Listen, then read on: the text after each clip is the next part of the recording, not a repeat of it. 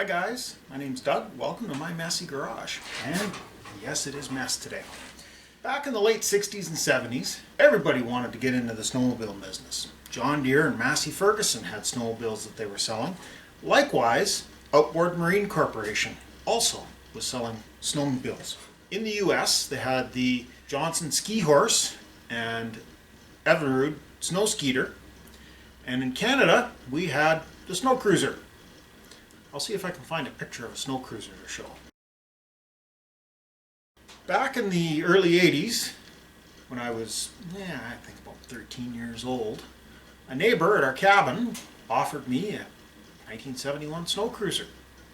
And being that I didn't have a snow machine of my own at that point, I was quite happy to take it. And I rode it for a few years, till I went away to school and kind of forgot about it. It ended up in the junk heap. I'll have to do a video about my junk heap. There's lots of good treasures there. It ended up sitting there on a nice bald rock for, right on, I don't know, almost 30 years. Anyways, I got back into snowmobiling.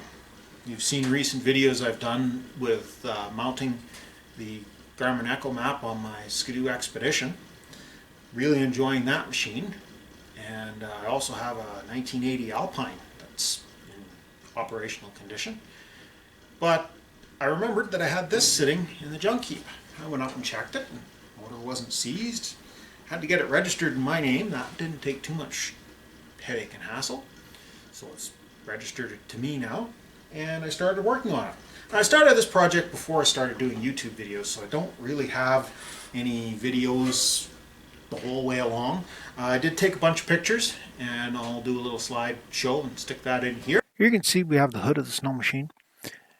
2011 is the model number, not the year it was manufactured. 20 is 20-inch wide track. 11 indicates that it is a model year 71. 71 was the last year for the Snow Cruiser, so definitely it's not an 81. Here you can see a picture of the belly of the snow machine. You can see some of the damage underneath where the exhaust is, and you can also see some of the repairs that have been done along the side of the tunnel and also along the edge at the belly. The large opening that's cut in the top there is to accommodate the drive sprocket. There's a fairly large drive sprocket, runs your track, and it extends down slightly into the or below the bottom of the belly pan. Here's some more repair you can see that I've done on the belly pan. Still haven't done the major part under the engine. You can also see the little bit of blowout around where the ski comes through. That's just a cosmetic trim. The tube is actually well supported by a cross member up above. And here is the repair of the belly. The back strip actually curves down and ties into the front of the tunnel, and the bottom here is underneath the motor. There still needs to be an opening. You can kind of make out the marker line I plan on cutting for the exhaust to come through, and at the far left hand side you can see the cover over that chain hole that I told you about. And here is some of the repair done to the ski leg trim piece and the hole cut for the exhaust. It's starting to come together. And now I'll show you around where we're at currently. So this is the pile of rusty steel that I've cut out of this thing.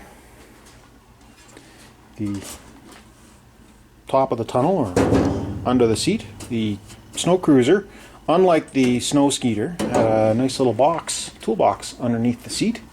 A little bit of patch around here. The muffler sits down in this hole. This bulkhead was pretty much rusted out, as was the belly pan. This opening is where the exhaust goes down through the belly. I don't know how well it's going to show up here with the lighting, but the bottoms of these cheek cowls have been rebuilt, and likewise over here. The bottom, again, I don't know how well it's going to show up. The bottom of this is factory original that I cut out of the original piece. It's the cover that goes over the chain, the drive chain. Goes out through there to drive the track.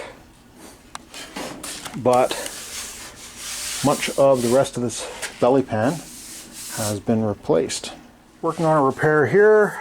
This is mostly done, just needs a little bit more welding at the back. And I've decided, given how dinged up this bead is along the running board, that I'm going to replace it with a steel rod. Cut that off and weld in a steel rod. Be much more solid, and it will make this machine look a lot neater. Get rid of some of the dings and dents. So that's where we are today. A little bit of just fixing some cracks at the front. The steering is here. The fuel tank, when I pulled it off, it had maybe 20 little spots about the size of the head of a pin in the bottom of the tank. Otherwise the inside looks like brand new. I've got it all cleaned up and repainted. It's in the house, ready to go back on. Still a little bit of cleaning up. You can see a little bit of rust here and there, and but most of the cancer is done. I've got another patch just like this that needs to be done over here where the driver's foot would have rested. Definitely worthwhile putting some heavier steel or some solid steel in there. The back, ever since I got this machine, the hitch and back bumper had been bent back, probably close to an inch. Somebody had been tugging on it pretty hard, guessing either trying to tug this thing out of the slush or was taking a running charge at it, trying to tug something else. Anyways, cut this whole back bumper assembly off, and this is a new piece of steel here that is substantially heavier duty than the original, and welded everything back together and back on the machine. These strips along the bottom were somewhat rusty, so they got cut off and replaced. For the most part, I'm quite happy with how it's coming back together. Definitely you can see this bead is pretty badly chewed up, and we'll get that replaced. There's kind of a little bit of a dent here. Didn't help it by welding on it, but definitely it was there prior to the welding. For the most part, the machine is pretty complete. The seat was damaged back when I first got it. It had a seat on it when I got it, and I'd intended on taking it and getting it recovered, and had it off, and the dog decided that it made a good chew toy. Which is weird, because that dog had never chewed anything before and didn't chew anything afterwards, but for some strange reason it decided that that snowmobile seat needed to be absolutely shredded. I made do as a teenager with just a piece of plywood. That's something that we're going to have to come up with. I do have a reproduction seat cover for this, and I've already cut the piece of plywood, T-nuts in it, so that it can mount back on here. It'll be ready to go. Otherwise, the machine is for the most part pretty complete. The hood is going to need a few minor repairs. It got bumped with a Bobcat bucket at one time when it was sitting as a derelict. A little bit of a freshening up on the paint, but nothing that's impossible. The Snow Cruiser blue, that baby blue color, I've got a quart of reproduction paint.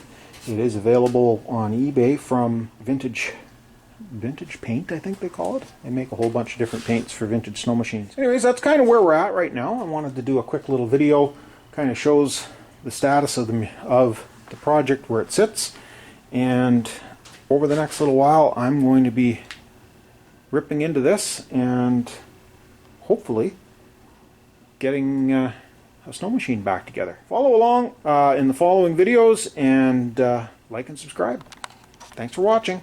I hope you've enjoyed watching this video. If you have, please remember to like, subscribe, and comment.